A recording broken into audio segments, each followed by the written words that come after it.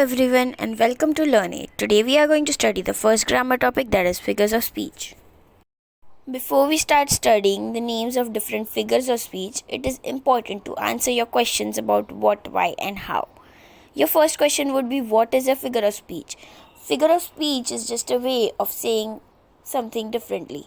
If I say something with a high pitch, if I say something with a different tone, anything could be a figure of speech, and there are many different types of figures of speech. Why do we study figures of speech?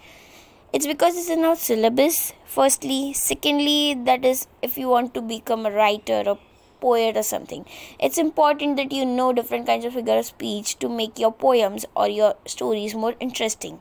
How many figures of speech are there in total? There are more than 250 figures of speech in English grammar, but right now we are just going to focus on the important ones. The first figure of speech is simile.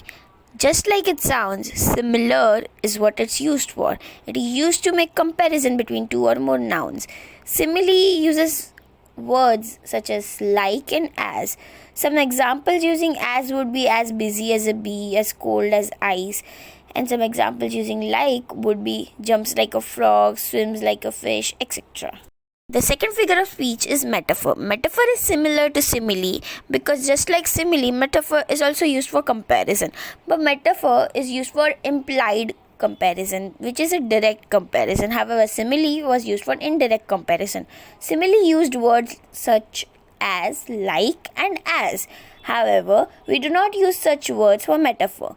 If I say she was an autumn leaf, my mother has a heart of gold, or she is such a firecracker. These are the examples of metaphor. Here we are not using any words, but we are comparing someone directly to an autumn leaf, someone's heart to gold, or someone to a firecracker. This is a direct comparison, and so this would be counted as a metaphor. The next figure of speech is personification. In personification, we are giving a person's quality to something that is non-living things. So it could be used for abstract ideas as well. For example, if I am saying the flowers dance to the wind, they are not actually dancing because dancing is a human quality. Hence, this would be counted as a personification. The next figure of speech is apostrophe. People confuse apostrophe with personification. However, apostrophe is just used to address someone who is absent or dead. If you're talking to something, like you're actually talking to something, that would be counted as apostrophe. If I say, come on trousers, you have to fit me.